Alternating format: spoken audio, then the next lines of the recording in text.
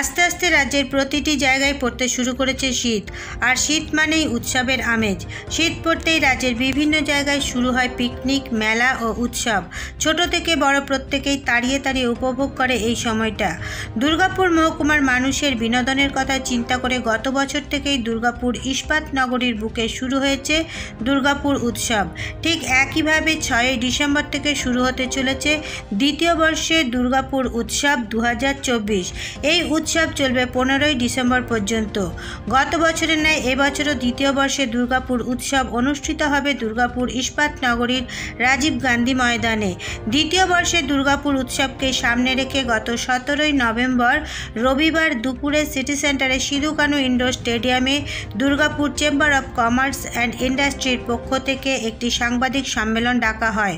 উপস্থিত ছিলেন রাজ্যের পঞ্চায়েত ও গ্রাম উন্নয়ন মন্ত্রী প্রদীপ মজুমদার, এসবিএসটিসি চেয়ারম্যান সুভাষ মণ্ডল, এডিডিএর চেয়ারম্যান কবি Dutta, Durgapur chamber of commerce and ইন্ডাস্ট্রির পক্ষ থেকে চন্দন দত্ত, রমাপ্রসাদ হালদার সহ অন্যান্যরা এবং দুর্গাপুর নগর নিগম প্রশাসক মণ্ডলীর সদস্য ও সদস্যরা।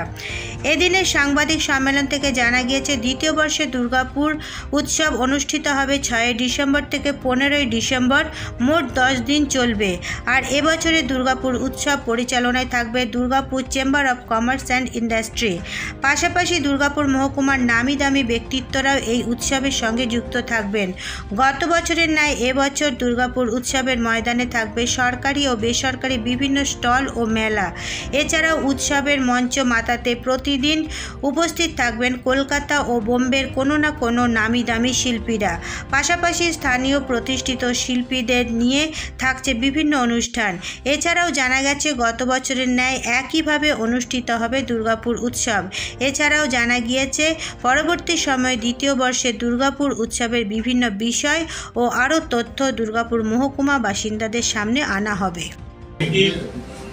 যে মাথায় যারা থাকবে তাদের দাম বললেন, এরপরে তার পূর্ণাঙ্গ যে বডি তৈরি হবে সেখানে আমরা সকলের গতবারে যেরকম ছিলেন সেটা পর্যালোচনা করে যারা আপনাদের পরামর্শ নেওয়া হবে। কারণ গতবারে এই যে সংগঠিত হয়েছিল অতি অল্প সময়ের ভেতরে, তার ভেতরে যেটা মিডিয়াদের জন্য যে আলাদা স্টল করা হয়েছিল পাশেই, যেটা প্রশাসনিক কক্ষের একেবারে লাগোয়া, আমি ব্যক্তিগতভাবে বুঝতে পারিনি যে সেখানে কোনো বিভেদ ছিল। কারণ আমাদের মনে হয়েছিল যে আমাদের সর্ব সময় আমাদের যারা সংবাদ মাধ্যমের যেসব বন্ধুরা আছেন তারা ওটা নিজেদের উৎসব বলে মনে করছে। এটা আমাদের একটা বড় পাওনা হয়েছিল গতবারে, সেটা আমরা পেয়েছিলাম। আমরা চাই এবারেও, কারণ আপনাদের অভিজ্ঞতা এবং আপনাদের যোগাযোগের সার্কেলটা অনেক বেশি, তো মতামত আপনারা যেটা কালেক্ট করেন সেটা যদি আমরা যতটা সম্ভব আমরা যদি সেটাকে নিয়ে চলতে পারি তাহলে অনেক মানুষের পার্টিসিপেশন এনশিওর হবে। সেই জন্য আমার অনুরোধ থাকবে যে আপনারা এবছরও গতবারের অভিজ্ঞতা নিশ্চয়ই আপনাদের যা আছেন তার উপরে আমাদের পরামর্শ দেবেন।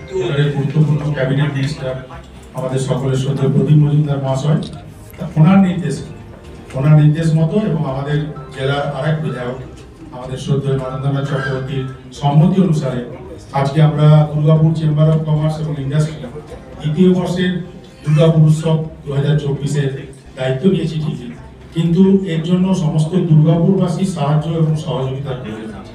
শুধুমাত্র দুর্গাপুর চেম্বারের এটা নয়, এটা একটা দুর্গাপুরের ঐতিহ্য এবং দুর্গাপুরের ঐতিহ্য মান সম্মানকে বাঁচিয়ে রাখার দায়িত্ব কিন্তু প্রত্যেকটা ক্লাব, স্বেচ্ছাসেবী সংগঠন এবং প্রত্যেকটা সংস্থা, তার সাথে সাথে আমাদের যারা সাংবাদিক বন্ধুরা রয়েছে, প্রচারের যারা বড় মাধ্যম এবং গণতন্ত্রের যাকে বলা হয় চতুর্থ স্তম্ভ, তারা কিন্তু আজকে প্রচারটা মূলত পুরো পশ্চিমবঙ্গ ব্যাপী করবে যে দুর্গাপুরে এরকম একটা উৎসব হতে চলেছে যেটা আগামী 10 দিন ধরে দুর্গাপুরের মুখে একটা ইতিহাস তৈরি করবে এবং সারা ফেলবে।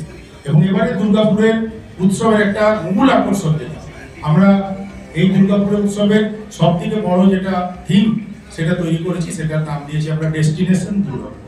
দুর্গাপুর আমাদের এই দুর্গাপুর গন্তব্যস্থল।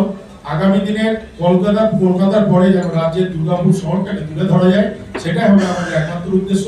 তাতে ব্যবসার দিক থেকে হোক এবং কৃষ্টি, সাহিত্য, সংস্কৃতি সমস্ত কিছু মিলে তার একটা মেলবন্ধন, এবং সেটার উদ্দেশ্য নিয়ে আমরা তৈরি করেছি আমাদের আজকের আগামী দিনের এই উৎসবের থিম। ডেস্টিনেশন দুর্গাপুর। এবং এই ডেস্টিনেশন দুর্গাপুরের শুভ সূচনা হবে 6 ডিসেম্বর সন্ধ্যে 6টা নাগাদ। স্যার এবং গণমদা এবং আমাদের বাপ্পাদা রয়েছেন, যিনি আমাদের প্রাক্তন সভাপতি, বর্তমান চেয়ারম্যানও রয়েছেন, এবং ওনারা ঠিক করে দেবেন। আমাদের বর্তমান সভাপতি চন্দনদা রয়েছেন, আমাদের এসপিএসটির শ্রদ্ধেয় চেয়ারম্যান দাদা রয়েছেন,